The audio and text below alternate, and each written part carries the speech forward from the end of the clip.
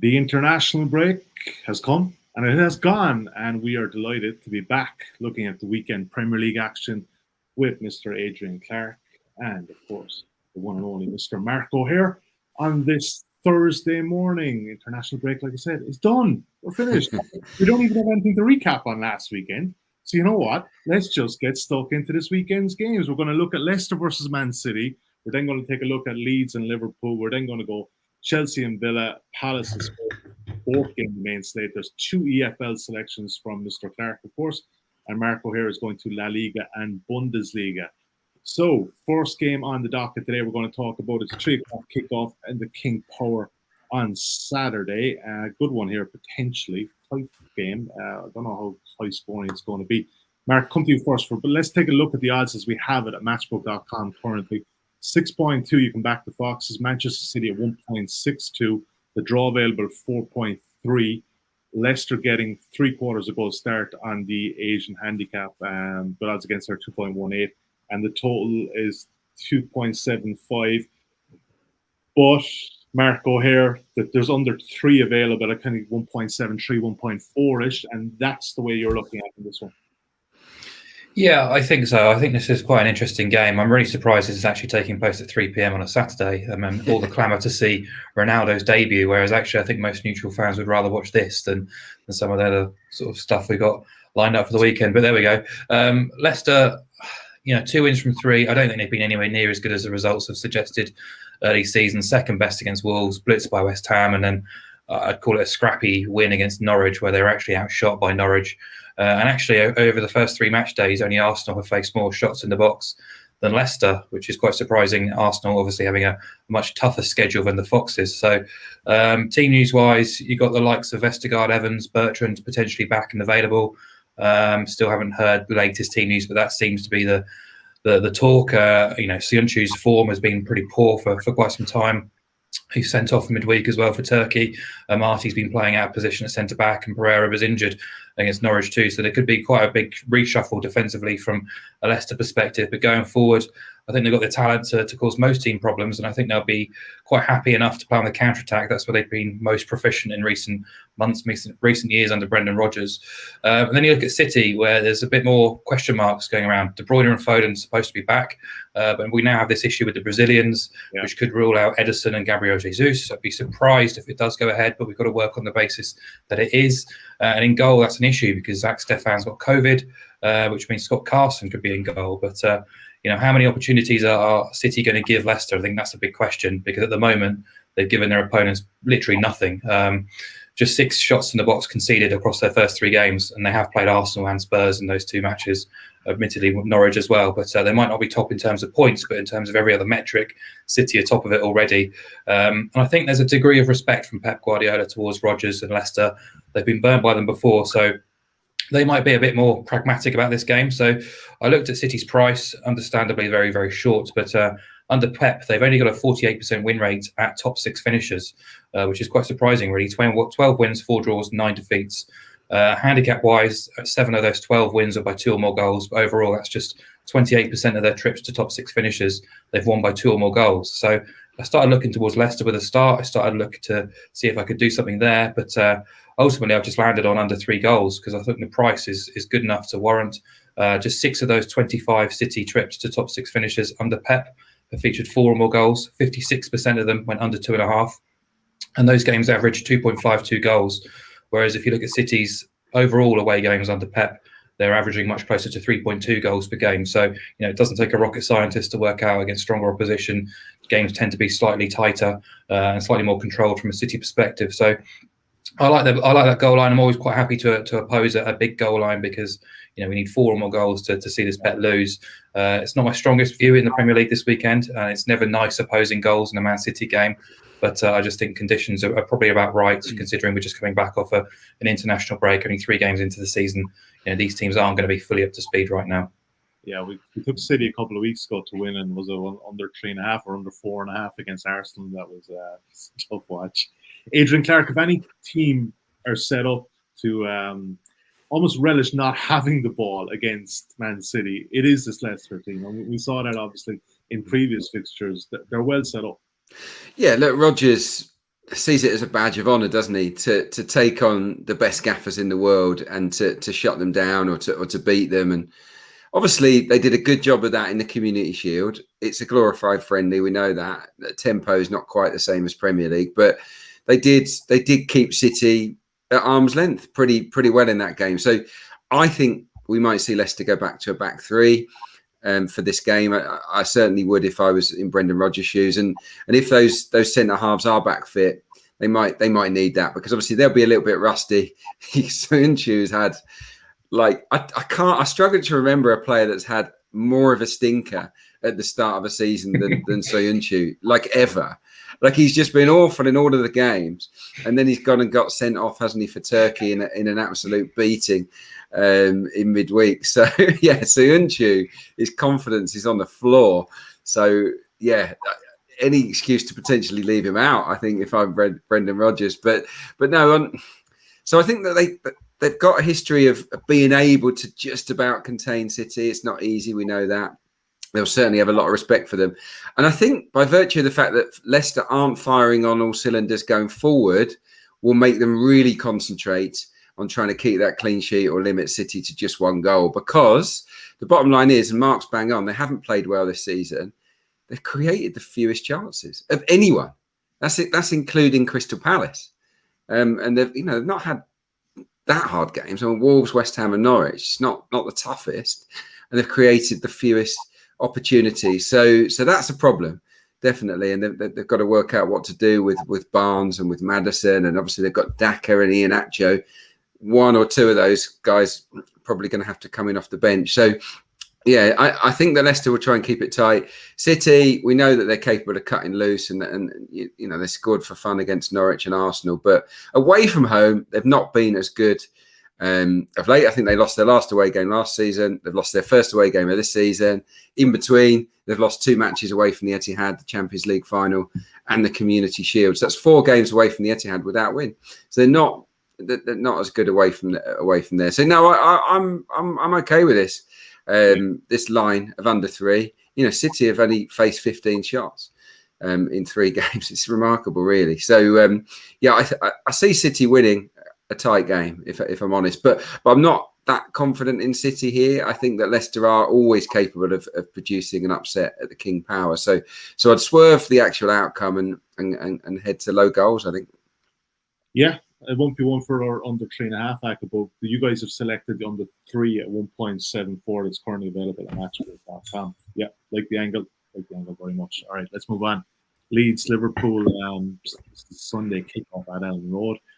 Adrian, I'll start with you here for this one, but let's take a look at the betting as we have it currently at Matchbook.com. You can back Leeds at 4.5, Liverpool at 1.81, the draw available 4.2. Leeds getting a 3/4 and goal start on the Asian handicap at 1.91. That appears on the site at plus 0.5/1.0. Half your bet on each. And 3 is the total, and a very even line there at 1.94 and the over 1.86 and the under. And Adrian, obviously, look, this Liverpool price is interesting. Obviously, we know it's been in South America at the moment after the World Cup qualifier. And this line is interesting too, because Mark flagged the pre-recording. It did open a lot shorter, 1.7. It was up to about 1.86 yesterday. It's now down to about 1.81.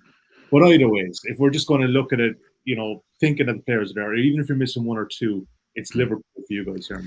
Yeah, look, Liverpool for me have to start as overwhelming favourites. So they do start as overwhelming favourites. I fancy them quite strongly here. I think obviously the Chelsea game was a strange game. I think they were second best, or certainly would have been second best had it stayed 11v11. But that's Chelsea, and I think aside from that, Liverpool have looked quite good until this point. They've actually had 13 more shots than anyone else inside the opposition penalty box, Liverpool. So that they're getting into some really good areas to score goals. Their away form, just look at it. Just study the away form, and I think you'd find it hard to back Leeds in this game. In a shocking season, really, for Liverpool. Okay, it ended well, but it was a bad season. They lost 1 away game against teams in the top 10. So they're used to going to the hardest places and either avoiding defeat or winning. So that's a habit that they'll be looking to continue. I haven't really been that impressed by Leeds so far. I don't think they've really got going.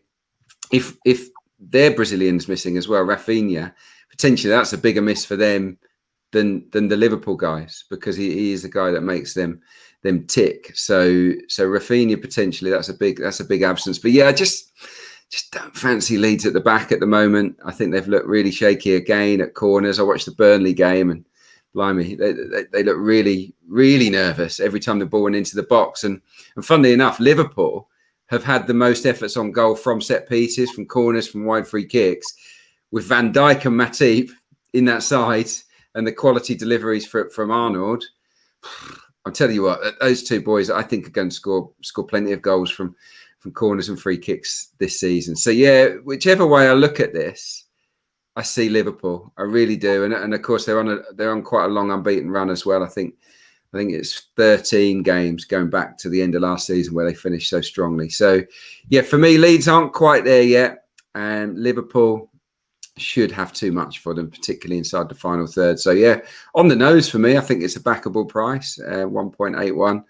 Yeah, that's where I'm going. Or back to the price. Marco, here you're in agreement with Adrian on this one. Yeah, I am. My ratings had Liverpool below 1.7. That was before the South American news. So I'd already sort of pinpointed Liverpool as a bet for this game. Obviously, the South American news has seen the price sort of fluctuate a little bit. But as Adrian says, I think Leeds losing Rafinha is arguably a bigger blow than Liverpool losing Fabinho and Alisson. I think they've got cover there. Firmino, I think, was potentially an injury down anyhow, and it's not like they're short of attacking players in the final third. But interestingly, Liverpool went off at 1.62 here in April. Now, I know obviously home field advantage has changed a lot with fans now in the stadium, and Elland Road will be raucous on Sunday.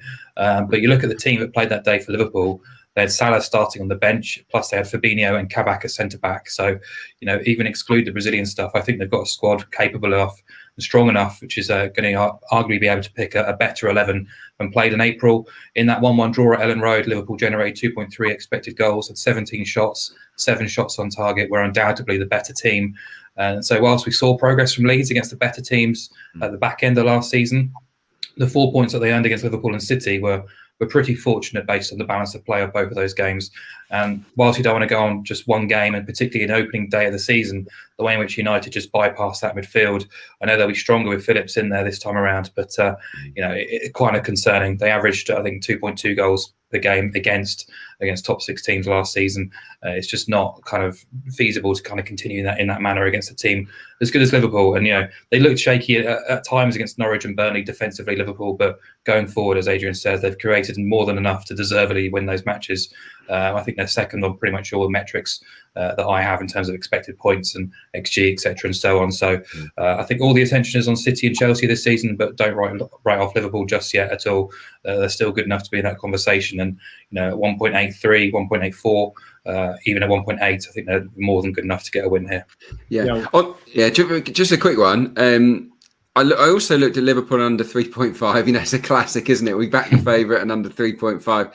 But with those 4 games, because they drew at home to all of the top 4 last season, Leeds, and all of the games had a max of 2 goals. It was 2 goals or less. So look, if you think Leeds can make a good fist of it again, and backed by that crowd, Liverpool and under 3.5 pushes the price out to almost 3. It was 2.98 the last time I looked. So that's an alternative one, but I'll be taking Liverpool on the nose, I think. But that's something to consider. Yeah, look, there's a bit of regression coming from Leeds. Obviously, that 9th place finish, they're not going to be relegated or anything like that. But it was obviously going to take some bit of a step back. Just on Liverpool too, it was quite interesting post the Chelsea game. Some reaction social media saying, they should be beating Chelsea in that second half. But honestly, I don't know how many teams would have broken down Chelsea in that second half. I couldn't keep it in perspective. And we'll get to Chelsea in They're the real deal, Chelsea. Yeah, that defence is not going to give up goals lightly this season. It's as simple as that. They're hard to play against. 100%. And let's just take a very quick break before we get to the Chelsea game and just tell you guys about the sign-up offer that we currently have at Matchbook.com for the football. It's a bet 10, get 15. And use the bonus code INSIGHTS15, INSIGHTS15 when signing up to avail of this offer. The mechanics and the terms and conditions of that offer are available on Insights bet.matchbook.com, as are, of course, all of the recap from the guys' selections. Adrian Clarke was back in the winning streak again on EFL last weekend. What was that game that both teams to score? It was a Mansfield against Harrogate, and it was a pretty classic, wasn't it? 5 minutes in, cha-ching, absolute result. I had a few messages on Twitter from people that had followed me in on that one. So that was nice to put smiles on faces at 3:05 p.m. The money back in your account by 10 happy days. Nothing wrong with that at all. All right, let's move on. Chelsea against Aston Villa is the next one we're going to look at here. Mark, come to you for this, but let's take a look at the prices. You all know my feelings on this Chelsea side and Tuchel in general, but I mean, 1.3, this is one that's going in a lot of ACCAs, and if Villa can get a result there, there's going to be an ACCA buster. At 13.5, you can back Villa. The draw available 5.9. Villa getting 1 3/4 goals start on the Asian handicap. Good odds on there, 1.77 and 2.75 is the total shade towards the under. Chelsea on the verge of just 600 Premier League win, Mark O'Hare, just behind Man United, only one other team to do it. Shows the consistency, all right, but you're with them here, but what's the general angle? Because obviously we're not going to put up Chelsea at 1.3, but if you were to have a bet in this game and you're with Chelsea, what way are you going to go? Yeah, I'm quite strong on this one. It's going to be quite numbers heavy, so bear with me a little bit, but hopefully it kind of paints the picture behind why this is a great bet. But yeah, you say Chelsea at 1.3, well, we can get them on side at even money in an angle which is just so consistent at the moment. So Thomas Tuchel was appointed on the 26th of January. Chelsea had to play Wolves the next day. They drew that game 0-0. For argument's sake, I'm going to include that because he did change the system. He did change the team. So it was Tuchel's team. So across all competitions, Chelsea have won 21, drawn 7 and lost 5 matches under Thomas Tuchel. 31 of those 33 games featured under 3.5 goals. And they've kept 21 clean sheets in that sample. Of their 21 wins, 20 of which came alongside under 3.5 goals. In the Premier League, they've won 13, drawn 6 and lost 3. 13 clean sheets from 21, and 12 of those 13 wins came alongside under 3.5 goals. So, you know, it doesn't take a mathematician to work out why the leap from 1.3 to evens is such a nice boost. I know there are doubts over Lukaku and Kante and Havertz as well coming into this, but this squad is arguably the best in the world right now. They've got cover for almost every position. They're too good to sort of struggle without just one of the two of those players. Villa, Buendia and Martinez will be missing because of the Argentinian episode. I know Traore and Bailey can come back into the squad, but for me, Villa are still struggling to find their feet after Grealish's sale in the summer. Some interesting signings, but, you know, exclude penalties, and they were no better than Watford, Newcastle, or Brentford in those first 3 games in terms of what they did in the final third. And that's not the most testing schedule either, which is quite concerning. And just on the Grealish stuff, I did a bit of digging earlier in the week on this.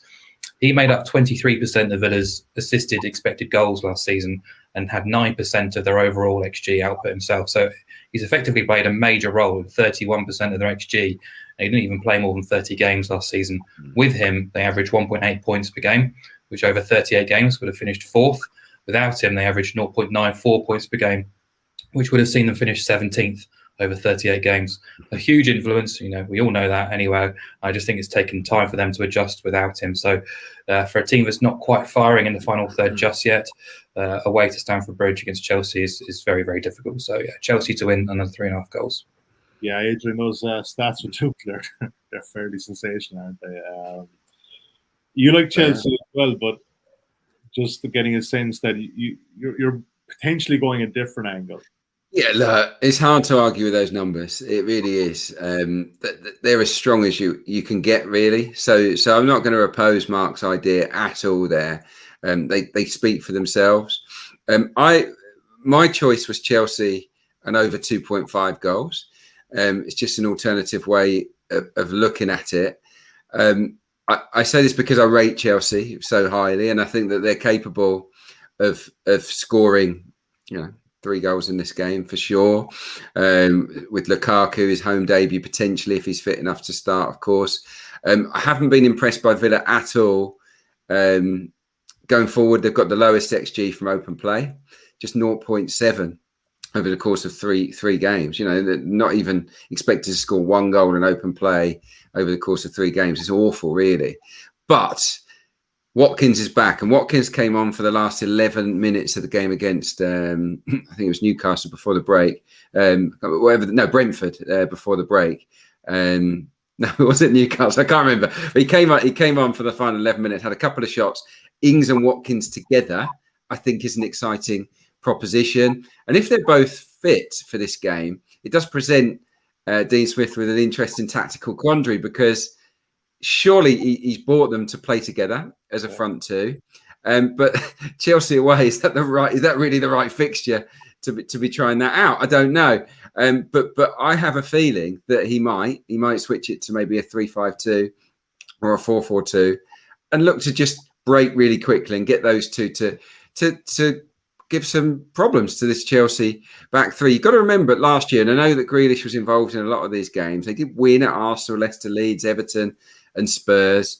They only failed to score in one away game against top half sides. So they're used to going to the big boys and nicking at least one goal.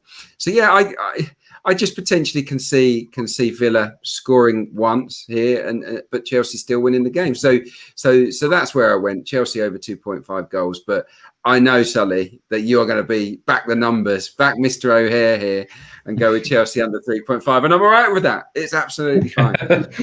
It's not even backing Mr. O'Hare. It's backing Double T, Thomas Tuchel. That's what I'm backing. I back this market even aside from this show on different events. Like, and it's such a good one. Even correct score, Chelsea to win 1-0, Chelsea to win 2-0. They're very solid bets if you look back during his tenure. And so you don't do that personally. Don't do that one personally, because that is generally, this is my personal. I know it's all good. It's all good. Now look, Chelsea and under 3.5 is as solid as you'll get, I think. But yeah, it's just, I think it's good to chuck out an alternative, and I think that Villa showed last season they're always worth a goal away from home at least. But I would still fancy Chelsea all day long to win the game. Yeah, look, it's a game of opinions, and if you're watching this or listening to this, you probably have your own mind half made up, and either ways, maybe the guys tip you over the edge, or else you just back in Villa, maybe. I don't know. I think I'm not advocating such a move. All right, let's move on. Palace Spurs, Adrian. I'll start with you for this one, but let's take a look at the betting that we currently have on Matchbook.com. You can back Palace here at 4.5, Tottenham 1.93. 3.55 is the draw.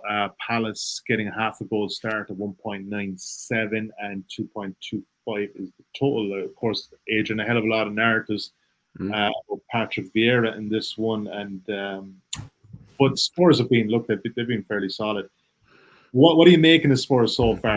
3 games, 3 wins, 3 goals conceded. What are your thoughts so far on the Spurs? No, look, under Nuno, they look really well organised. The shape is good. Not had a lot of the ball. They've had to absorb a bit of pressure here and there. They've not had the toughest start fixtures. Well, obviously, the beaten City was fantastic, but the next 2 games, you would probably expect them to have won anyway. The one negative I'll pick out is that they've faced 52 shots, which I think is the 3rd most. Hugo Lloris has made the most saves of any Premier League goalkeeper so far. I think most of them, in fairness, have been relatively routine. But if you allow teams as many shots as Spurs are, then there's a chance that sooner or later someone's going to hit a hot streak and you get beat. So I'm not overly sold on this idea of solidity. Dyer and Sanchez, I would not fancy them as a pair, I have to say. I'm not a Dyer fan. I'm not a Sanchez fan. But in fairness, those 2 guys have played well in the 3 games so far, Dyer especially. I think Sanchez, as it stands, will miss the game. And that's a problem because they don't have great backup, especially with Romero also in quarantine. You think it could be a Ben Davis that comes in or a Carter Vickers. So there's a bit of a reshuffle going to go on at the back. Obviously Son, there's a doubt over Son as well. Oliver Skip limped off for England under 21. So there's a lot of reasons to be a little bit nervous about Spurs here, because a lot of their players are potentially out. This is a fixture they normally win 1-0, or it's a traditionally low scoring game. So under 2.5 is where my eye was drawn initially, and I think It was available at 1.85 the last time I looked. So that's quite attractive. But ultimately, I've landed on Palace here, because they've been overly impressive. They've had the lowest number of shots. I think only 5 shots on target so far, Crystal Palace. But we saw signs of improvement, I think, with the game at West Ham. Gallagher breaking into the box to score. They've since signed Odsonne Edouard as well from Celtic, who offers a different. I'll be honest, when we saw that pop up, I was like, that's a good signing for Palace. I think so. I mean, he's a prolific goal scorer, obviously north of the border, but it's a jump in standards. But he's a finisher, and it'll be interesting to see what they do. Actually, is he going to play with Benteke? Is he going to be crowbarred in one of the wide forward slots, or is Benteke going to be out of the team and Edouard leads the line? So that's an interesting one to follow. Look, Patrick Vieira, he will desperately want to win his first match for Palace against Spurs. He only ever lost once to them during his illustrious Arsenal career. And I'll chuck in the fact that Arsenal were down to 9 men in that particular game, so it doesn't really count. So no, look, he's used to getting good results against Spurs. Look, I just think that Palace, having had a couple of weeks to think and plan for this one, with not so many players away on international duty, I think they can keep this very close and potentially win the game or draw the game. So Palace on a handicap of 3/4 of a goal definitely appeals to me. I think that they can, that they can run Spurs closer or even nick something here. So that would be my angle, and that angle has only been strengthened by possible team news for Nuno.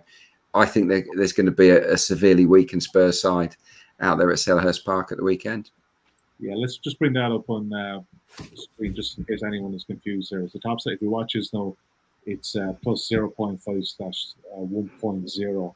It's been trimmed in, Adrian. It has, yeah. The sharp money is coming.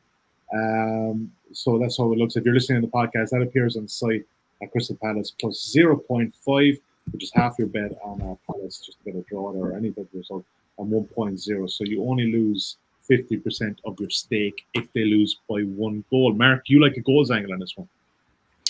Yeah, I was kind of torn between two, actually. The same selection that Adrian put up, and also under 2.5 goals, which you also mentioned as well. So, look, I've been pretty down on Palace after the appointment of Patrick Vieira. I didn't think it was the best or the most suitable appointment to oversee such a significant overhaul in playing staff and playing style as well. I thought there was other candidates probably worthwhile, and I was quite unimpressed by the sort of erratic nature, shall we say, of the managerial search between styles and characters, if you like, and settling on Vieira I thought was a poor choice. But they started poorly this season. They actually performed pretty well against West Ham. The threat from set pieces did a lot more from open play than they had in their previous games, and I agree. I think Odsonne Edouard is a savvy signing as well, and they have signed well this summer. A lot of players who need to step up to Premier League football, but with the potential to bed in and consolidate and be decent Premier League footballers. But outside of Zaha, I still wonder where the creativity is going to come from this weekend. And I think if we've learned anything from Nuno's tenure at Wolves and also his opening stanza at Spurs, is he just likes organisation, he likes a foundation, he likes defensive strength.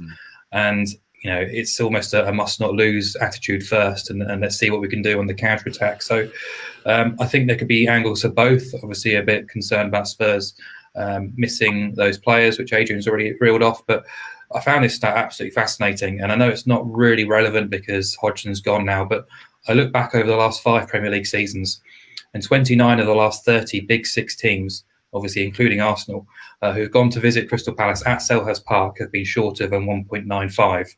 Spurs went off at 1.85 in their last trip here. They're currently trading around 1.93, 1.95. So, history says Spurs are value is with Spurs right now, but I just can't really support them at the moment. I don't think they've been that great at all, despite winning all the matches against Wolves. They were definitely second best. Against City, they were second best too. So I've just opposed goals in the end because unders, whilst it's been contracted from 185 to about 175, Palace's first 3 games have been so dry in terms of goal scoring opportunities from open play, non-penalty opportunities. Spurs, their figures have been bumped up massively because of the Man City match. Both are in terms, I think, in the bottom 8 for almost all the attacking metrics so far. We know Nuno's pragmatism. This is an early start after the international break. Kane played on Wednesday night in Warsaw, just another reason he might not be 100%. So, yeah, I think everything kind of builds me towards Palace plus 3/4 and under 2.5 goals. So, yeah, I could take either or, but for this sake, Adrian's already outlined Palace angle, so I'll take under 2.5 goals. Yep, 1.716 currently back at Matchbook.com. Palace scores under 2.5. Let's just take two, both of them, lads. Yeah, the problem is if Spurs win 3-0, we're in serious trouble. I'd be very surprised if Spurs win 3-0. Yeah, exactly. it could easily both land here. Yeah, that would be very nice indeed, wouldn't it? But the under 2.5, like you say, that's been backed heavily in the last 24 hours. Because when I looked, it was 1.85. So lots jumping on that one. Yeah. This is why you need to be getting these early in the week rather than later. We're finishing Premier League today. I can't believe you guys are not tipping up Wolves' both teams to score this week, guys. It's 1 point away at Watford. Hang on, we can't leave the Premier League section without mentioning Cristiano Ronaldo, can we? I mean, what's going on? God. We're the only podcast out there that's probably not covering this game. This is a bet there for us. We don't do the whole narrative. Exactly. Yeah. Ronaldo first goal. Yeah. Quick take on that. I mean, look, they're obviously have Newcastle at 3 o'clock on Saturday. What do you think? I mean, look. I think there's different schools of thought, and I've heard so many people saying it's not even about the money, but positive move for them. I was kind of on the fence with it. No, I think it's good. I mean, he's good for another couple of years of goal munching, isn't he? I mean, he's prolific. He's a fantastic finisher. It's not like if he would have joined a City or a Liverpool or if he'd have joined a team that's notorious for pressing, like a Liverpool, for example, I think he could have killed them in terms of their style, because when he hasn't got the ball, he's not going to offer much. But United aren't that sort of side anyway. They're quite happy to let teams have it and for them to break on them hard and fast. So I think it's a good fit. He's got good ammunition from the sides. I mean, Luke Shaw to Ronaldo. Yeah, Luke Shaw's coming straight in my fantasy team. I mean, he's going to hang up those crosses, and Ronaldo's going to hang in the air and bang. He's going to plunder loads of goals. I'm sure of it, fitness permitting. We know all about that. Mark and Farrell over there as well. Hanging in the air. They're 1.23 at home to Newcastle if anyone wants to get involved. No, it's all right. Adrian, let's go to League One first of all for your EFL selections. You expect goals better to Kazan? Yeah, I mean, it's a bit of a derby. I think this could be quite lively. Could be quite a nice atmosphere at the Kazan. Oxford are one of the most attacking teams in the entire EFL. Carl Robinson's just intent on it. He barely picks a defensive-minded player, and they go for it. And they've got some really good goal-scoring midfielders like James Henry, or you've got Taylor up front who scores a lot of goals. They're always worth goals. And I think last weekend against Wimbledon, it was a great game. They were leading, and then they were trailing, and they went for it, and they really just put everyone forward. And in the end, they conceded another. That's how they play. 67% of their games so far have gone over 2.5. Their opponents, Wickham, have been in the goals as well.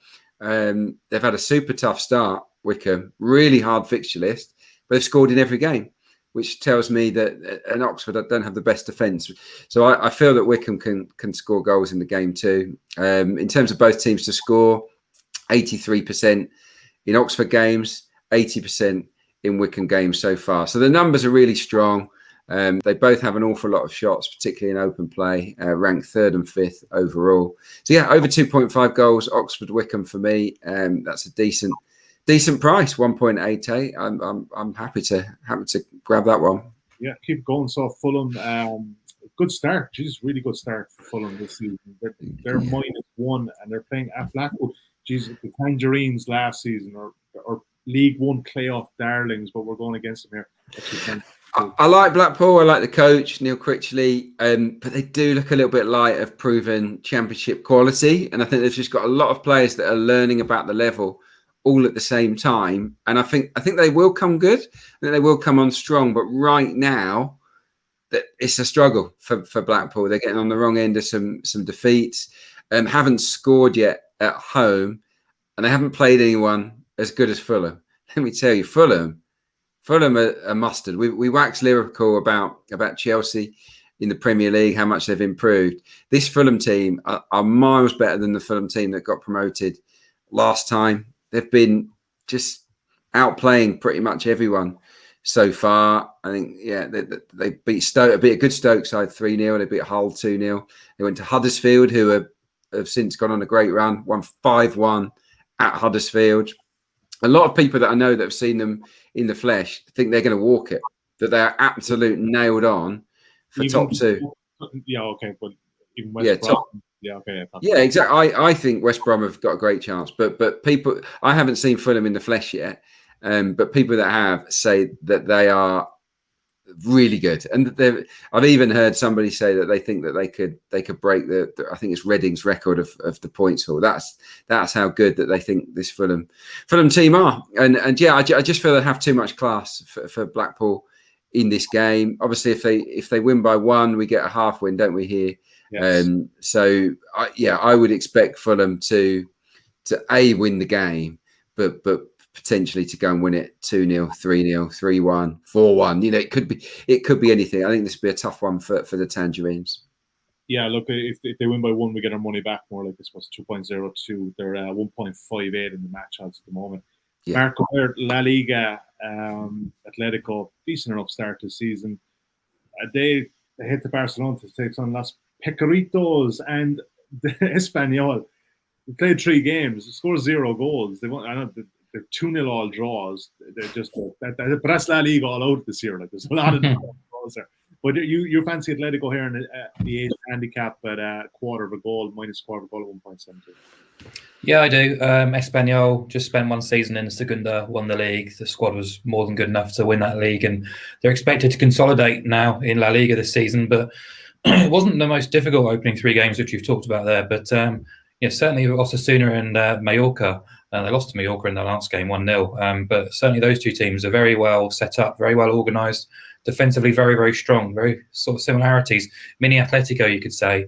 And Espanyol really did struggle to fashion opportunities. They're yet to create what's described as a big chance, where a player is reasonably expected to score or at least test the goalkeeper. And they've only averaged 5 shots in the box so far across those 3 games. Their non-penalty expected goals output has been really poor. And obviously they're hosting Atletico, who don't need any introduction in terms of defensive ability and how they're set up and organised. We know what we're going to get from Simeone's side. They're already leading most of the metrics in terms of chances conceded, shots conceded, etc. Atletico were odds-on favourites in 13 of their 19 away league games last season. They won 9 of those 13. And a look back over their last 50 away games at bottom half finishes in La Liga across the last 5 seasons, they've won 30, which is a 60% hit rate. If you turn that sort of 60% percentage into implied odds, you'd get 1.67. They only lost 4 of those 50 games as well. And already this season they've been to Celta and won, which is a difficult place to go in Spanish football. They didn't play fantastically well, but they got the result. They were trading at odds against. I think there is a bit of margin there in Atletico's price, but considering they're potentially odds against at a newly promoted team, and those stats of winning away when odds on are very, very strong. I like the look of them this weekend. Antoine Griezmann, of course, comes into the pack as well. A great international break with France. I know Suarez is 50-50, missed out on Uruguay's squad through injury, and I think Simeone has said he won't play him unless he's 100% fit. But even still, Griezmann for Suarez, it's not exactly a downgrade, is it? So I think taking Atleti -1/4 just gives us a bit more pragmatism on side. If the game is drawn, we only lose half of our stake and the other half is returned. And the goal expectancy for this game, unsurprisingly, is very, very low. So the draw is a possibility, and I just think it gives us a bit more cover there. So Atleti -1/4, there is a bit of margin in the market, I think. So 1.74 might be possible, but anything above 1.7, I think, is definitely a bet there. Yeah, 100%. If you're listening to the podcast now and you're wondering what Mark means by a quarter, it appears inside of -0.0/0.5. And like Mark said, we're recording this on Thursday morning against the weekend. You're going to get a bit of a better price than closer to the weekend on that particular market. Mark, I heard Julian Nagelsmann returns to Leipzig on his reunion tour. It's an interesting market, this one. I mean, I'll be honest, I only looked at it this morning and I thought Bayern would be shorter. That being said, dug into it a small bit more. Bayern have a lot of injury doubts. The two ex-Leipzig guys, Sabitzer and Upamecano, aren't coming back. Alphonso Davies out, Thomas Muller's a doubt, Hernandez is a doubt. Is that why Bayern are a good price here, 2.32? And obviously, you just want to back them anyway. Leipzig haven't been great. The whole Jesse Marsch ball, it's not really working out so far. Yeah, it's been disappointing. A disappointing start. Great day on Saturday for Bundesliga fans, though. Dortmund against Leverkusen earlier in the afternoon before Leipzig Bayern. Yeah, I'm happy to back Bayern at that price, despite the injury doubts. I suspect at least half of those players will be fit and available to play. There obviously is a concern that a lot of the German contingent played on Wednesday night, but similar concerns around the Leipzig squad as well. Forsberg playing with Sweden on Wednesday night as well. So a lot of these players have been around Europe, but I think they're so used to it now that sort of preparation and recovery is just second nature to them. And Bayern's squad is still stronger, it's still better. They're still in a better shape than Leipzig. Over the last 5 seasons, they've won half of their away games. Dortmund or Leipzig, I expect them to be around even for this game. 2.3 or above is, I think, great value. They're already streets ahead in terms of all the underlying metrics. Under Nagelsmann, failed to beat Gladbach on the opening day, but it's fair to say they dominated that game in terms of goal-scoring opportunities. Could have scored a catalogue of goals, but didn't. Were sloppy against a Köln side who are better than they're probably expected to be this season, and then walked over Hertha. Whereas Leipzig, failing to beat Mainz on the opening day, a Mainz team who are riddled with COVID issues and basically played with a reserve team on the opening day and failed to beat them and actually lost and didn't score, was quite concerning. Then to do the same against Wolfsburg. They did beat Stuttgart quite convincingly too, but there's a lot of doubts surrounding this Leipzig team right now. I think they'll come good in a couple of months, but right now I think they're definitely worth opposing against a Bayern side who have just been seamless, kind of in transition from Hansi Flick to Nagelsmann so far. So yeah, I expect an away win, and I think the price is good enough. My ratings make Bayern closer to evens, so yeah, they're a bet 2.3. Yeah, and weirdly enough, Robert Lewandowski still very good. Amazing stuff. He was impressive, wasn't he? He's another strong start to the season. All right, before we get into weekend best bets, guys, if you are enjoying this content today, if you're watching us on YouTube, even if you don't mind giving us a thumbs up, it helps the old algorithm, and click that subscribe button. But if you're listening to us on the podcast and you're enjoying it in general, please do leave us a favorable review. It gets our content out to a wider audience, and it's always much appreciated. Adrian, Clarke, weekend best bet, mate. Where are you going? It's a tough one because there's a few good ones. I'm going to go for Liverpool. I have a strong fancy for them at Leeds United for all the reasons that we outlined earlier. Yeah, so it's the Jurgen Klopp's boys for me. Marco here. I'm going to go for Atletico Madrid, where Espanyol minus a quarter goal on the Asian handicap. Of those 50 games at bottom half teams I mentioned, in the last 5 seasons, they've only lost 4 of those. So the worst I expect is a half stakes loss and a half stakes push. So I expect Atletico to get the job done in a typical fashion, probably 1-0 or 2-0. That has got to be a seriously strong bet. If it's beating your Chelsea under 3.5 with the best stats ever, then that's got to be seriously strong. that was my reserve. So yeah, I mean Chelsea. Full bet recaps available from Thursday afternoon at insights.matchbook.com. If you want to refresh, or if you want to just cheat and not listen to the podcast, it's there as well. We don't really condone such behavior. People are going to do what they're going to do. If you're not cheating, or if you're not trying, you're not cheating, whatever. All right, guys, until next week, good to be back from the international break. Best luck. Don't forget the guys, insights.matchbook.com. They're written previews for the weekend. Adrian will have more EFL selections, and Mark will also have a European betting column as well. Good start to the season for both of you guys, and we'll chat to you next Thursday.